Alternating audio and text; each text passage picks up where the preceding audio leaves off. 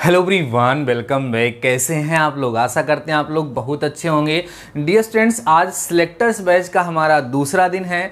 First day आप लोग काफ़ी प्रोडक्टिव रहे, आज हमारा सेकेंड डे है। आज भी वैसी प्रकार का उत्साह बनाए रखना है। लेकिन मुझे कल थोड़ा सा एहसास हुआ कि हमारे डियर स्टूडेंट्स शाम के टाइम शायद थक गए थे, तो ऐसा मत करिए, रेगुलरिटी जरूर से ज़रूर बनाए रखिए। और सबसे ज़्यादा इम्पॉर्टेंट जानते हैं क्या है कि आप टाइमली वीडियो वॉच करें, टाइमली अपने टास्क को कंप्लीट करें। क्योंकि होगा क्या कि इस समय हम लोग जो अपनी सीरीज लेकर के चल रहे हैं सिलेक्टर्स बैच की, वो रेगुलर 2 वीडियो आपको जो मिलेंगे, तो प्रीवियस वीडियो और ये वीडियो आपस में इंटरकनेक्टेड रहेगा। और आप प्रीवियस वीडियो को नहीं देखे रहेंगे तो कहीं ना कहीं आपको वहाँ पर प्रॉब्लम हो सकती है। बातें समझ में आ रही हैं? सो टाइमली देखिए, नहीं तो धीरे धीरे बर्डन बढ़ने लगता है। तो लास्ट में सारे के सारे बच्चे बस एक काम करते हैं, इंपॉर्टेंट क्वेश्चन ढूंढते हैं, इंपॉर्टेंट क्वेश्चन ढूंढते हैं। तो हम ये चाहते हैं कि चैप्टर के लॉजिक को, उसके कंसेप्ट को समझिए, देन क्वेश्चन भी आपको सॉल्व कराएंगे। उसके लिए टेंशन मत लीजिएगा। एक वीडियो बनाएंगे जिसमें 30 क्वेश्चन केमिस्ट्री का देंगे, एक वीडियो बनाएंगे जिसमें 30 क्वेश्चन फिजिक्स का देखें। मतलब ऐसे आपको सब कुछ यहाँ पर मिलने वाला है, बिल्कुल आप टेंशन मत लीजिएगा। और सबसे बड़ी बात है, सारे की सारी चीज़ें आपको फ्री ऑफ कॉस्ट मिलने वाली है। तो डियर स्टूडेंट्स, आइए आज एक बड़े ही इंपॉर्टेंट चैप्टर के बारे में हम डिस्कस करने वाले हैं, जिसका नाम है गुरुत्वाकर्षण, जिसको इंग्लिश में हम लोग ग्रेविटेशन के नाम से जाना करते हैं। अभी यूपी पॉलिटेक्निक एंट्रेंस एग्जाम हुआ था, उसमें इसके बेसिस पे कई सारे क्वेश्चंस पूछे गए थे। तो आज के इस वीडियो में हम इसी चैप्टर के जो मेन टॉपिक्स हैं उनके बारे में डिस्कस करने वाले हैं। तो आइए बच्चों, हम लोग समझते हैं। सबसे पहले चैप्टर का नाम जो है वो गुरुत्वाकर्षण है, जिसको हम लोग ग्रेविटेशन कहते हैं इंग्लिश में। तो सबसे पहले हम लोग ये जानेंगे कि गुरुत्वाकर्षण अर्थात ग्रेविटेशन जिसको हम लोग कहते हैं, ग्रेविटेशन का मतलब होता क्या है।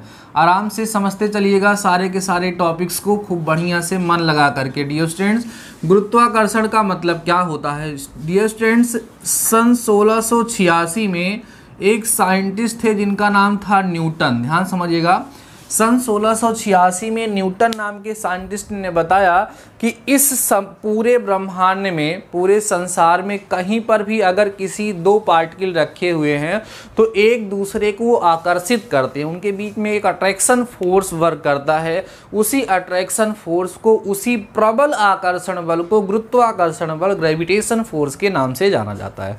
बातें समझ में आई? उन्होंने क्या बताया?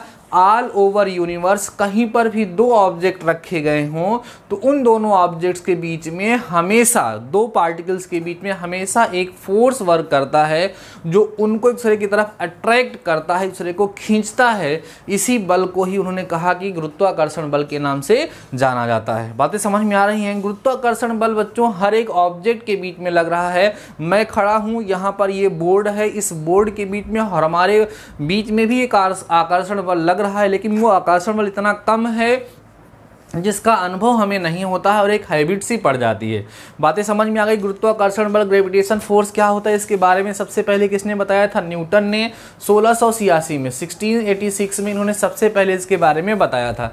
पहले तो इन्होंने ये बता दिया कि गुरुत्वाकर्षण बल होता क्या है। तो भाई इनसे पूछा गया होगा, चलिए ठीक है, हम मान लेते हैं कि इस यूनिवर्स में, इस संसार में कहीं पर भी 2 पार्टिकल्स रखे हुए हैं, कहीं पर भी 2 ऑब्जेक्ट रखे हुए हैं, तो उनके बीच में अट्रैक्शन फोर्स अर्थात आकर्षण बल वर्क करता है। बट उस आकर्षण बल को, उस अट्रैक्शन फोर्स को अगर हमें फाइंड करना हो, उसको ज्ञात करना हो, तो हम लोग कैसे ज्ञात करेंगे? तो उसके लिए न्यूटन नाम के साइंटिस्ट ने सार्वत्रिक गुरुत्वाकर्षण का नियम दिया था। आइए हम लोग समझते हैं कि सार्वत्रिक गुरुत्वाकर्षण नियम को इन्होंने किस तरीके से एक्सप्लेन किया था और उसमें से किस किस प्रकार के क्वेश्चन आपके एग्जाम में पूछे जा सकते हैं। देखो डियर स्टूडेंट, बहुत ज़्यादा इंपॉर्टेंट है। कोई भी टॉपिक जब हम पढ़ें, देखो सही पढ़ने का तरीका यह है कि कोई भी टॉपिक पढ़ लिए ऐसे ही नहीं। जब आप कोई भी टॉपिक पढ़ें तो आपके माइंड में ये बात आनी चाहिए कि सर इसमें से हमसे क्या पूछा जा सकता है। मतलब ऐसे नहीं कुछ भी पढ़ा दिए, चलो समझ में आना अलग बात है, अपने काम की पढ़ाई करना वो अलग बात है। बातें हमारी समझ पा रहे हैं आप लोग, हम क्या कहना चाहते हैं? जैसे मतलब कोई भी चीज़ आपको एक्सप्लेन कर दें, सर बहुत बढ़िया आपने एक्सप्लेन किया, बहुत अच्छे समझ में, लेकिन डिपेंड ये भी करना चाहिए कि सर इसमें से एक भी नंबर का आएगा आपके एग्जाम में कि नहीं आएगा, और अगर आएगा तो किस तरह के क्वेश्चंस आएंगे। तो वो सारी चीज़ें हम यहाँ पर डिस्कस करने वाले हैं। आइए हम लोग समझते हैं सार्वत्रिक गुरुत्वाकर्षण नियम जो न्यूटन ने दिया था वो क्या है। क्या टॉपिक है बच्चों? सार्वत्रिक गुरुत्वाकर्षण नियम। ठीक है, सार्वत्रिक गुरुत्वाकर्षण गुरुत्वाकर्षण, सार्वत्रिक गुरुत्वाकर्षण नियम, इसको बोलते हैं बच्चों यूनिवर्सल ग्रेविटेशनल लॉ। इंग्लिश में बोलेंगे यूनिवर्सल, ठीक है, यूनिवर्सल ग्रेविटेशनल लॉ। सार्वत्रिक माने ऑल ओवर यूनिवर्स, ये लॉ काम करता है, इसीलिए इसको सार्वत्रिक गुरुत्वाकर्षण के नियम से जाना जाता है। आइए समझते हैं कि न्यूटन नाम के साइंटिस्ट ने क्या बताया सार्वत्रिक गुरुत्वाकर्षण के नियम में। देखो डियर स्टूडेंट्स, सार्वत्रिक गुरुत्वाकर्षण नियम जो है, देखो हमें भरोसा है कि आपको यह नियम पता होगा, लेकिन इस नियम के आधारित पर आप लोगों से कैसे क्वेश्चन पूछे जाएंगे वो हम आपके साथ डिस्कस करने वाले हैं, इसलिए खूब ध्यान से हमारी बातों को समझते चलिएगा। ठीक है बच्चों, आइए देखिए डियर स्टूडेंट्स, उन्होंने कहा कि मान लो कि इस यूनिवर्स में कहीं पर भी इस तरीके से दो ऑब्जेक्ट रखे हुए हैं, इन ऑब्जेक्ट का जो मास है वो m1 और m2 है। समझते चलना, एक एक स्टेप समझाऊंगा, हर एक टॉपिक को क्लियर करूंगा, समझते चलिएगा। डियर स्टूडेंट्स ने क्या कहा कि अगर इस यूनिवर्स में कहीं पर भी दो ऑब्जेक्ट रखे हुए हैं तो उनके बीच में क्या करता है, एक फोर्स वर्क करता है, एक आकर्षण बल, एक अट्रैक्शन फोर्स लगता है। उस आकर्षण बल को, उस अट्रैक्शन फोर्स को गुरुत्वाकर्षण बल या ग्रेविटेशन फोर्स के नाम से जाना जाता है। अब उन्होंने इसी कंसेप्ट को फार्मूलाइज किया, उसको एक फार्मूले के रूप में देने का प्रयास किया। कैसे? कहा कि जैसे दो ऑब्जेक्ट m1 और m2 रखे हुए हैं, मान लो इनके केंद्रों के बीच की, इनके सेंटर्स के बीच की जो डिस्टेंस है वो सपोज कर लेते हैं बच्चों कितनी है, d से दिखा लो या r से दिखा लो, कोई दिक्कत नहीं है। चलो r से दिखा लेते हैं, इनके बीच की डिस्टेंस जो है, डिस्टेंस d से दिखाएंगे ज़्यादा अच्छा रहेगा। d है, उन्होंने क्या कहा कि जैसे अगर दो ऑब्जेक्ट रखे हुए हैं, उनके मास m1 और m2 हैं और वो एक दूसरे से d डिस्टेंस पे रखे हुए हैं, तो मान लीजिए कि उनके बीच में एक फोर्स वर्क करता है, जो फोर्स क्या है बच्चों, F है। तो उन्होंने कहा कि ये जो फोर्स F होगा ना, इनकी जो लाइन ज्वाइनिंग, इनके सेंटर्स को ज्वाइन करने वाली जो लाइन होगी उसी पर केंद्रित होता है, यहीं पर बच्चों वर्क करता है। इसके बेसिस पे आपके एग्जाम में क्वेश्चन पूछा सकता है कि अगर दो ऑब्जेक्ट रखे हुए हैं, उन ऑब्जेक्ट के बीच में आकर्षण बल या गुरुत्वाकर्षण बल कार्य कर रहा है, तो उसकी क्रिया रेखा किस तरीके से होगी, तो उनके सेंटर्स को मिलाने वाली, उनको ज्वाइन करने वाली जो लाइन्स होती है उसी पर केंद्रित होता है, वहीं पर वो फोर्स वर्क करता है, वहीं पर वो कार्य करता है।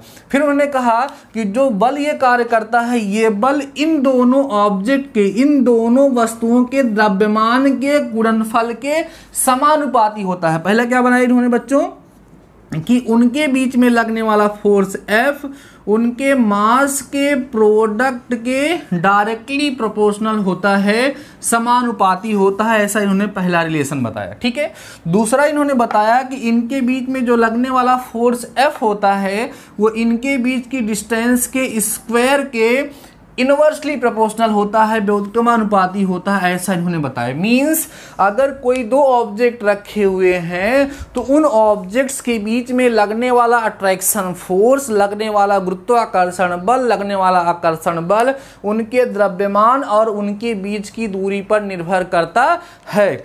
जो क्या होता है कि वह बल, वह फोर्स उनके द्रव्यमान, उनके मास के प्रोडक्ट के डायरेक्टली प्रोपोर्शनल होता है, और जो फोर्स F होता है उनके बीच की डिस्टेंस के स्क्वायर के इनवर्सली प्रोपोर्शनल होता है, ऐसा उन्होंने वहां पर बताया। बातें समझ में आ रही हैं?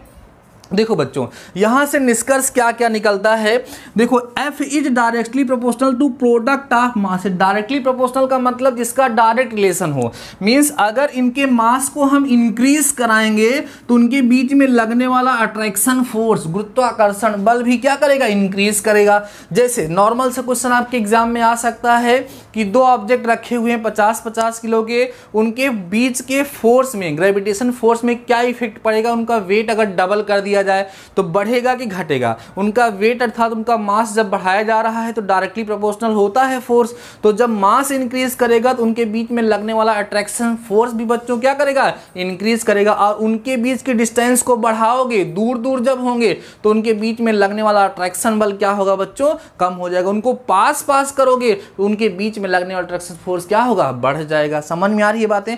कितना बढ़ जाएगा वो भी हम डिस्कस करने वाले हैं कि अगर हमारे पास दो ऑब्जेक्ट रखे हुए हुए हैं उन दोनों ऑब्जेक्ट्स के बीच में कुछ अट्रैक्शन फोर्स वर्क कर रहा है। तो अगर उनके मास को हम डबल कर दें या किसी एक ऑब्जेक्ट के मास को डबल या ट्रिपल कर दें तो उनके बीच में लगने वाला जो अट्रैक्शन फोर्स है, जो आकर्षण बल है, जो गुरुत्वाकर्षण बल है, उसमें क्या इफेक्ट पड़ेगा वो भी हम लोग अभी डिस्कस करेंगे। पहले इस रूल को आप समझ लीजिए, ठीक है। उन्होंने क्या किया, 1 और 2 को एक साथ मिला दिया। ध्यान समझते चलना बच्चों, बहुत ही इंपॉर्टेंट डिस्कशन हम यहाँ पे कर रहे हैं।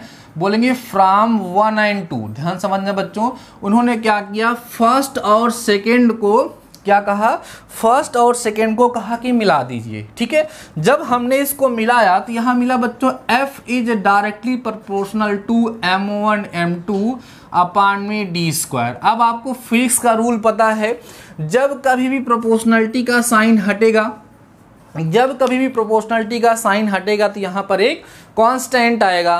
तो यहाँ से प्रोपोर्शनलिटी का साइन हटाते हैं तो एक कांस्टेंट, अब इसको कैपिटल जी से दिखाते हैं, m1 m2 अपान का d²। यही जो आपके सामने लिखा है बच्चों, यही दो ऑब्जेक्ट्स के बीच में लगने वाले गुरुत्वाकर्षण बल को ज्ञात करने का फॉर्मूला है। जहाँ पर m1 m2 क्या है, उन दोनों ऑब्जेक्ट्स के मास हैं जिनके बीच में लगने वाले आपको अट्रैक्शन फोर्स को कैलकुलेट करना है। d क्या है सर, उनके बीच की डिस्टेंस है। सर g क्या है, देखो डियर स्टूडेंट, g जो है इसको बोला जाता है सार्वत्रिक, ध्यान समझना, सार्वत्रिक गुरुत्वाकर्षण नियतांक। क्या बोलेंगे, सार्वत्रिक गुरुत्वाकर्षण नियतांक बोलते हैं, इंग्लिश में भी बताऊंगा, आप समझते चलना। नियतांक कहते हैं बच्चों, इसको बोलते हैं यूनिवर्सल ग्रेविटेशनल कांस्टेंट। क्या बोलेंगे, यूनिवर्सल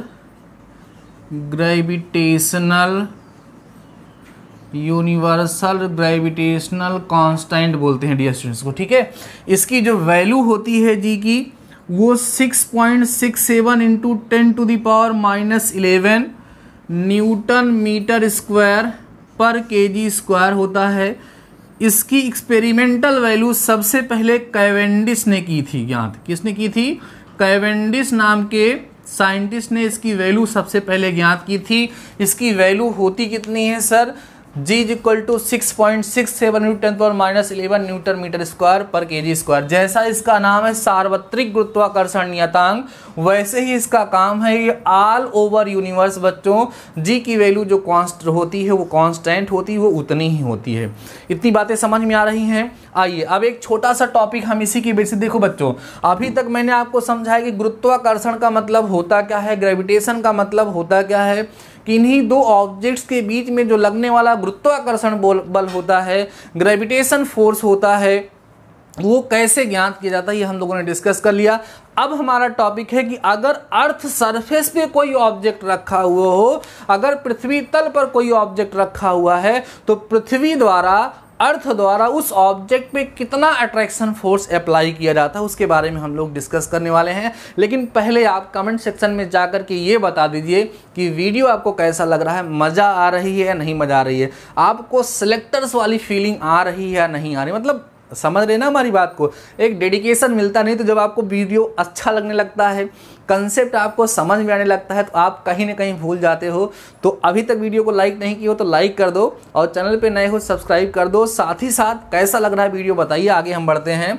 तो बच्चों अब हमारा टॉपिक है अर्थ ज्वाला पृथ्वी द्वारा, ठीक है, पृथ्वी जो है, ठीक है, ऐसे बोलेंगे हम, पृथ्वी द्वारा यम द्रव्यमान की वस्तु पर लगाया गया आकर्षण बल, ठीक है, आकर्षण बल। अगर अर्थ सरफेस पर कोई ऑब्जेक्ट रखा हुआ है, तो उस अर्थ सरफेस पे रखे हुए ऑब्जेक्ट द्वारा पृथ्वी द्वारा कितना आकर्षण बल वहां पर कार्य करता। आइए समझते हैं बच्चों। जैसे मान लीजिए कि हमारी ये अर्थ है, ये अर्थ की रेडियस है, रेडियस ऑफ अर्थ को आर से दिखाएंगे, रेडियस ऑफ अर्थ, और इसका जो मास है बच्चों, इसको हम ME से दिखाएंगे मास ऑफ अर्थ। अब मान लो यहाँ पर कोई ऑब्जेक्ट रखा हुआ है डियर स्टूडेंट्स, यहाँ पर कोई ऑब्जेक्ट रखा हुआ है, इस ऑब्जेक्ट का जो मास है हम ये सपोज कर लेते हैं कि सर इसका ऑब्जेक्ट का मास m है। तो अगर हम इनके बीच में लगने वाले अट्रैक्शन फोर्स की बात करें तो क्या होगा sir, F equal to capital G m1 की जगह पे ME हो जाएगा, क्योंकि पहला ऑब्जेक्ट ME है, दूसरा ऑब्जेक्ट m हो जाएगा। इनके बीच की डिस्टेंस कितनी होगी बच्चों, RE का स्क्वायर। तो फार्मूला बनेगा F equal to capital G ME m upon RE का स्क्वायर। ये तब की बात है जब कोई भी ऑब्जेक्ट अर्थ सरफेस पे रखा हुआ होगा तो अर्थ और उस ऑब्जेक्ट के बीच में कितना अट्रैक्शन फोर्स लगता है, F equal to capital G ME m upon RE का स्क्वायर। और डियर स्टूडेंट्स आपको पता होगा, आपको ये पता होगा डियर स्टूडेंट कि ये हम लोग अर्थ सरफेस पे क्यों टिके हुए हैं, क्योंकि अर्थ हमें अपनी तरफ हमेशा अट्रैक्ट करता है। इसलिए जब हम कभी भी ऊपर की तरफ कूदते हैं तो नीचे ही आकर के गिरते हैं। उसका मेन कारण क्या है, उसका मेन कारण जो है अट्रैक्शन ऑफ अर्थ। अर्थ हमें अपनी तरफ अट्रैक्ट करती है, क्योंकि अर्थ का मास बहुत ज़्यादा है, इसलिए क्या होता है कि हम उसकी तुलना में हल्के पड़ते हैं। दोनों के बीच जिस फोर्स से हम उसको अट्रैक्ट करते हैं उसी फोर्स से वो हमें भी अट्रैक्ट करती है, लेकिन जो उतना फोर्स उसको ऊपर लाने के लिए पर्याप्त नहीं होता है, जबकि उतना ही फोर्स हमको नीचे ले जाने के लिए पर्याप्त होता है। इसलिए हम लोग नीचे जाकर के धड़ाम से गिर जाते हैं। बातें समझ में आ रही हैं? तो बच्चों अभी तक आप लोगों ने सीख लिया कि गुरुत्वाकर्षण क्या है, गुरुत्वाकर्षण का नियम क्या है। जब कोई भी ऑब्जेक्ट अर्थ सरफेस पे रखा हुआ होगा तो उस सिचुएशन में अर्थ के और उस ऑब्जेक्ट के बीच में कितना फोर्स लगेगा यह हम लोगों ने डिस्कस कर लिया। अभी हम आपसे कुछ न्यूमेरिकल्स छोटे छोटे डिस्कस करने वाले हैं कि अगर कोई दो ऑब्जेक्ट रखे गए हों तो उन दोनों ऑब्जेक्ट के बीच के फोर्स में क्या इफेक्ट पड़ेगा जब उनकी डिस्टेंस को कम ज़्यादा किया जाए या उनके मासेस को कम ज़्यादा किया जाए। बट बिफोर दैट इतने सारे कंसेप्ट को अपनी नोट्स में नोट करिए, देन हम लोग क्वेश्चन के बारे में डिस्कस करते हैं। So before that pause the video and note down. आइए डियर स्टूडेंट, जो हम लोगों ने ग्रेविटेशनल लॉ अर्थात गुरुत्वाकर्षण नियम पढ़ा उसके बेसिस पे कुछ क्वेश्चंस यहाँ पर सॉल्व करते हैं और इसी के बेसिस पे आपको हम टास्क भी प्रोवाइड कराएंगे। आइए समझिए किस तरह के क्वेश्चंस आपके एग्जाम में आपसे पूछे जा सकते हैं। दो क्वेश्चन को हमने एक ही साथ इंक्लूड कर लिया है। क्वेश्चन है, दो वस्तुओं के बीच लगने वाले गुरुत्वाकर्षण बल पर क्या प्रभाव पड़ेगा यदि what happened with the gravitational force between two objects if. अगर दो ऑब्जेक्ट्स हैं वो रखे गए हैं तो उनके ग्रेविटेशनल फोर्स पर क्या इफेक्ट पड़ेगा, कब की बात करा। नंबर फर्स्ट कंडीशन हमने लिखा है masses of both objects B doubled. दोनों ऑब्जेक्ट के मास को डबल कर दिया जाए, अर्थात दोनों वस्तुओं का द्रव्यमान दोगुना कर दिया जाए। दूसरी condition distance between them tripled, उनके बीच की जो डिस्टेंस उनको ट्रिपल कीजिए। मतलब इस कंडीशन पे आपको अलग बात करना है, इस कंडीशन पे अलग बात करना है। दो अलग अलग क्वेश्चन है। अब इसी तरीके से आपके एग्जाम में तमाम प्रकार के क्वेश्चन बन सकते हैं। आइए हम डिस्कस करते हैं कि इस प्रकार के क्वेश्चंस को हम लोग कैसे सॉल्व करते हैं। पहले हम फर्स्ट पार्ट को यहाँ डिस्कस करेंगे, समझिए काफ़ी डिटेल में डिस्कस करेंगे, फिर आपको हम ये भी बताएंगे कैसे शार्ट में आप लोग इसको लगाएंगे। ठीक है बच्चों, मान लेते हैं कि जो ऑब्जेक्ट थे पहले का उनका मास m1 था और m2 था और उनके जो बीच की डिस्टेंस थी वो d थी। पहले की जब कोई चेंजिंग नहीं हुई थी तो हमने यहाँ पे लेट कर लिया कि उनका मास m1 m2 था, उनके बीच की डिस्टेंस क्या थी बच्चों, d थी। तो उनके बीच में जो लगने वाला अट्रैक्शन फोर्स था वो कितना रहा होगा according to gravitation law, F equal to capital G m1 m2 upon का d स्क्वायर। ये तो आपको कंफर्म है, इसको हम रिलेशन नंबर फर्स्ट यहाँ पर लेट कर लेते हैं, कोई डाउट तो नहीं होगा इसमें। बाद की कंडीशन कह रहा है कि दोनों ऑब्जेक्ट के मास को डबल कर दीजिए, मतलब m1 जो है बच्चों वो 2m1 कर दिया जाए और m2 को क्या किया जाए 2m2 कर दिया जाए और जो डिस्टेंस थी वो d ही रही। समझने का प्रयास करिए। अकॉर्डिंग टू प्रॉब्लम जो क्वेश्चन कह रहा है उसके अकॉर्डिंग क्या बोला जा रहा है कि उनके जो मास हैं उनको डबल कर दिया गया। मतलब जो m1 है उसकी जगह पे क्या रखना है 2m1, m2 की जगह पे क्या रखना है 2m2 और d जो है बच्चों उतना ही रहने वाला है। ठीक है, अब अगर हम बात करें इनके बीच में लगने वाले फोर्स की तो F equal to capital G, m1 की जगह पे 2m1 होगा, m2 की जगह पे 2m2, दोनों गुणा करोगे तो 4m1 m2 आ जाएगा। कितना आ जाएगा बच्चों 4m1 m2 आएगा और d स्क्वायर उतना ही रहेगा। अब यहाँ पर जो F था ना ये पहले वाला था, इस बाद वाले फोर्स को F टाइप से दिखा दो क्योंकि फोर्स भी चेंज हो जाएगा। इसको रिलेशन नंबर सेकंड हम लोग यहाँ पर लेट करते हैं। अभी हम आपको करने का तरीका सिखा रहे हैं, उसके बाद आप इसको डायरेक्ट भी कर पाएंगे, उसमें कोई प्रॉब्लम नहीं है। देखो डियर स्टूडेंट्स, सपोज करिए अब हमें एफ और एफ डैश के बीच में रिलेशन बताना है। यहाँ पर हमें बस इतना ही बताना होता है कि बाद में जो अट्रैक्शन फोर्स उनके बीच में बनेगा वो पहले वाले अट्रैक्शन फोर्स का कितना गुना होगा, कितना बड़ा होगा, कितना छोटा होगा, ये सब डिस्कस करना होता है। तो इसके लिए हम करते क्या हैं,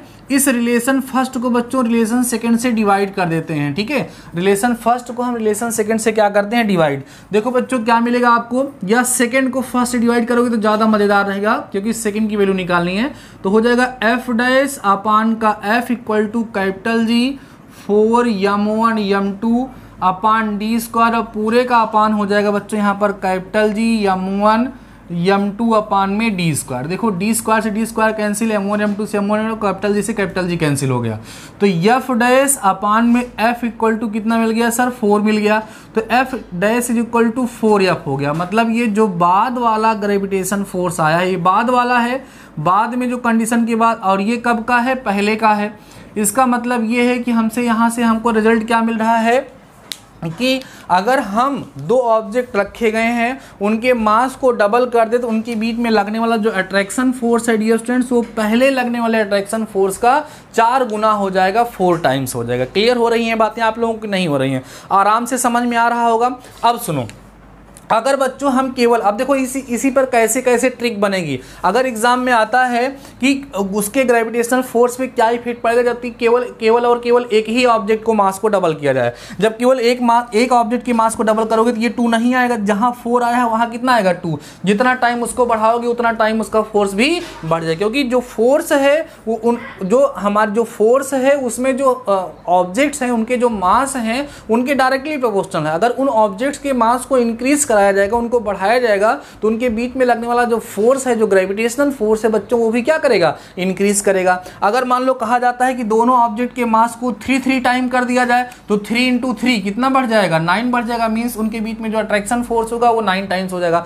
मींस आपको तब क्वेश्चन को सॉल्व करने की वहां पर जरूरत नहीं होगी, आराम से आप लोग डायरेक्टली वहां पर बोल सकते हैं। अब एक टास्क देते हैं, इसी के बेसिस पे आप लोग करिएगा और मुझे बताइएगा कि पहले ऑब्जेक्ट के मास को 2 गुना कर दिया जाए, मान ले 2 टाइम्स कर दिया जाए, और दूसरे वाले ऑब्जेक्ट के मास को 4 टाइम्स कर दिया जाए, 4 गुना बढ़ा दिया जाए, तो आपको बताना है कि उनके बीच में जो लगने वाला अट्रैक्शन फोर्स होगा उस पर क्या इफेक्ट पड़ेगा। ऐसे ही तमाम प्रकार के क्वेश्चन आपसे पूछ सकते हैं। शायद अभी तक आपने आंसर भी सोच लिया होगा, बिल्कुल आप सही सोच रहे हैं, बट कमेंट्स में जाकर के उसका आंसर जरूर बता दीजिएगा। अब आइए बच्चों हम बात करते हैं यहाँ पर सेकंड की। देखो 2 ही प्रकार की चेंजिंग की बात करेगा, क्योंकि जो ग्रेविटेशनल फोर्स है, जो गुरुत्वाकर्षण बल है डियर स्टूडेंट्स, वो केवल 2 ही कंसेप्ट पर, 2 ही चीज़ों पर वो डिपेंड कर रहा है। तो उन्हीं दोनों चीज़ों में ही परिवर्तन हो सकता है, कैपिटल जी के मान में तो परिवर्तन हो नहीं सकता।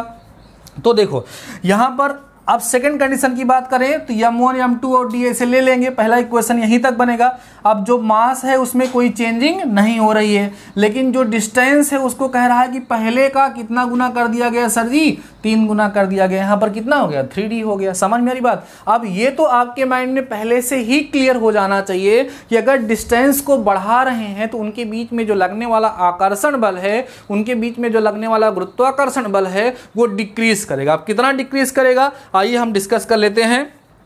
करेंगे क्या बच्चों, ये सारी वैल्यूज लाकर के यहाँ पुट करेंगे तो जहाँ डी स्क्वायर लिखा हुआ है यहाँ 3d का स्क्वायर होगा तो 9d स्क्वायर आ जाएगा। 3d का होल स्क्वायर करोगे तो 9d स्क्वायर।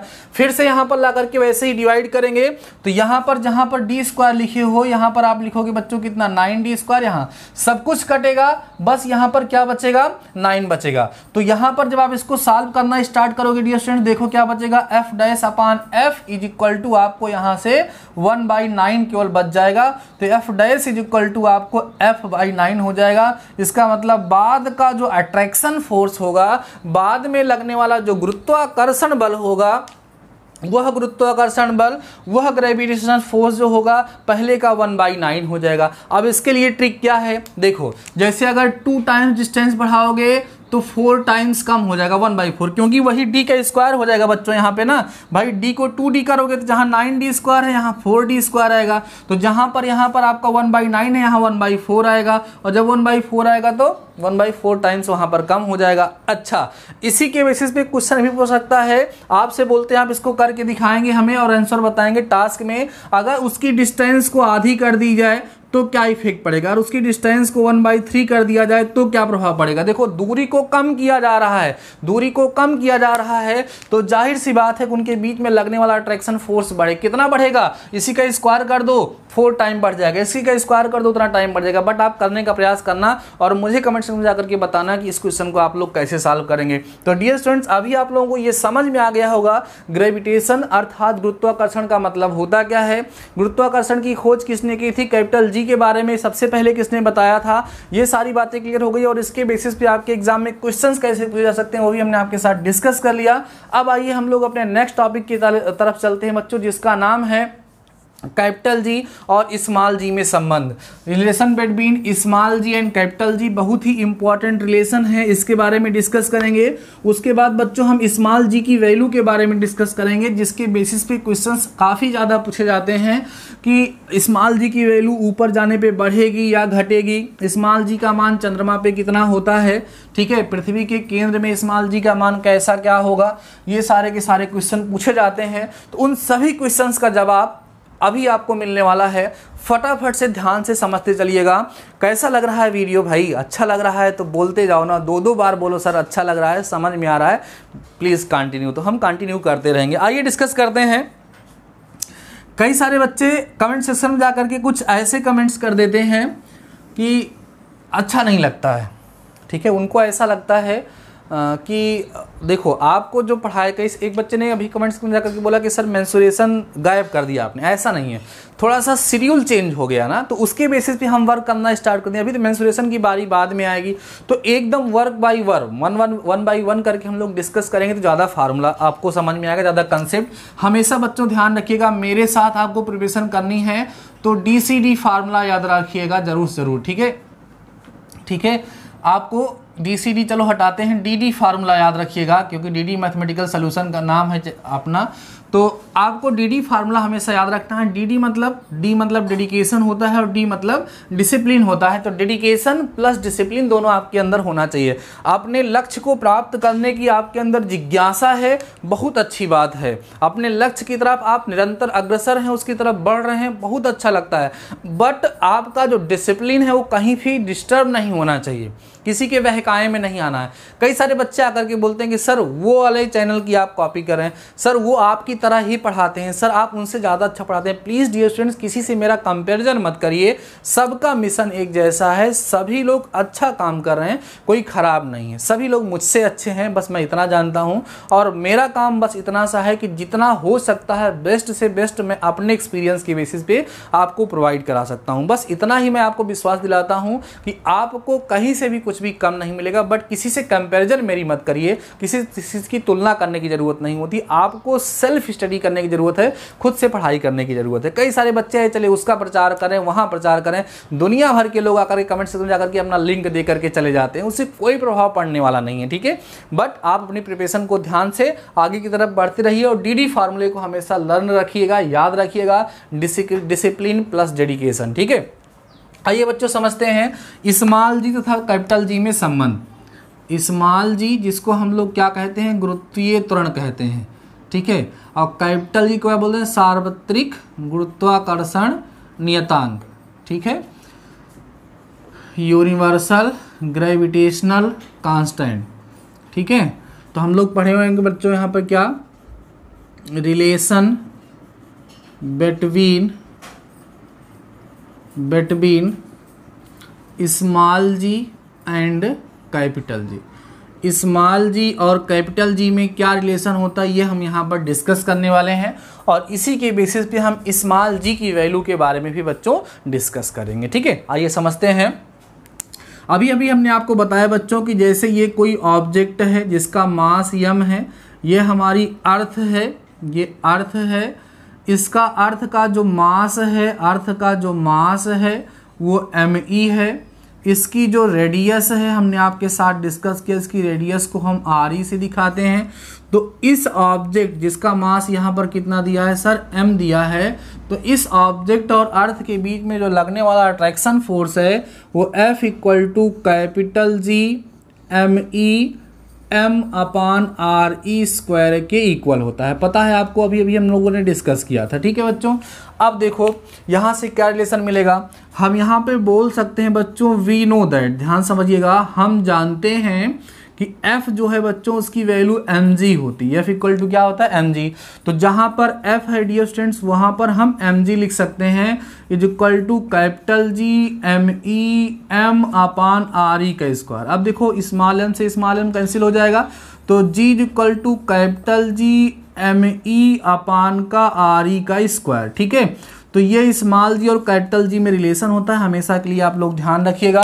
यहाँ पे फाइनली मैं लिख सकता हूँ small G equal to capital G m/r² का स्क्वायर। अब देखो बच्चों यहाँ बहुत इंपॉर्टेंट रिजल्ट आपको बताने वाले हैं। ये जो रिलेशन आपके सामने लिखा हुआ है डियर स्टूडेंट्स, इसमें क्या हम इस कैपिटल जी को कांस्टेंट कह सकते हैं? कह क्यों नहीं सकते सर, ये तो कांस्टेंट होता ही है। और ये बताओ बच्चों, क्या मास ऑफ अर्थ जो होता है ये भी कांस्टेंट होता है? जी सर, ये कांस्टेंट वैल्यू होती है, अप्रॉक्सीमेटली फाइंड की जाती है बट ये कांस्टेंट होती है। तो अगर हम दोनों कांस्टेंट को हटाएं तो क्या हमें G is inversely proportional to 1 यहाँ पे r² मिल जाएगा। इसका मतलब क्या है सर कि जो स्मॉल g है माने एक्सेलरेशन ड्यू टू ग्रेविटी जो होता है, जिसकी वैल्यू कितनी होती है, याद रखिएगा 9.8 मीटर पर सेकेंड स्क्वायर या 981 सेंटीमीटर पर सेकेंड स्क्वायर या 32 फीट होता है, शायद 32 फीट पर सेकेंड स्क्वायर भी होता है। तीनों में कभी भी पूछा जा सकता है आप लोगों से। इसकी जो वैल्यू है वो किस पे डिपेंड करती है? अर्थ की रेडियस पर डिपेंड करती है।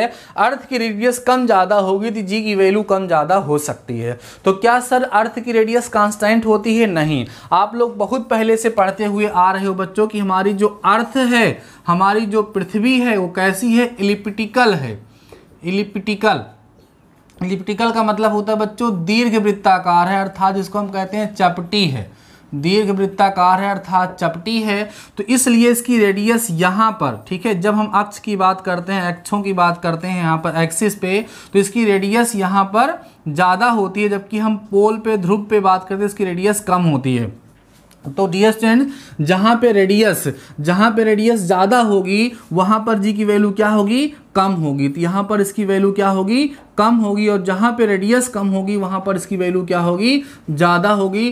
तो डियर स्टूडेंट ध्यान रखिएगा, जो स्मॉल जी की वैल्यू है वो कहाँ पर? यहाँ पर अक्ष पर, एक्सिस जो होते हैं, इक्वेटर जिसको कहा जाता है, अक्षों पर जो है इसकी वैल्यू, जी की वैल्यू कम होती है पोल की तुलना पे, ध्रुव की तुलना पर। क्योंकि यहाँ पर अर्थ की रेडियस कम होगी तो यहाँ ज़्यादा होगी जी की वैल्यू, यहाँ अर्थ की रेडियस ज़्यादा होगी इसलिए जी की वैल्यू जो होगी वो कम होगी। क्लियर हो गई बातें?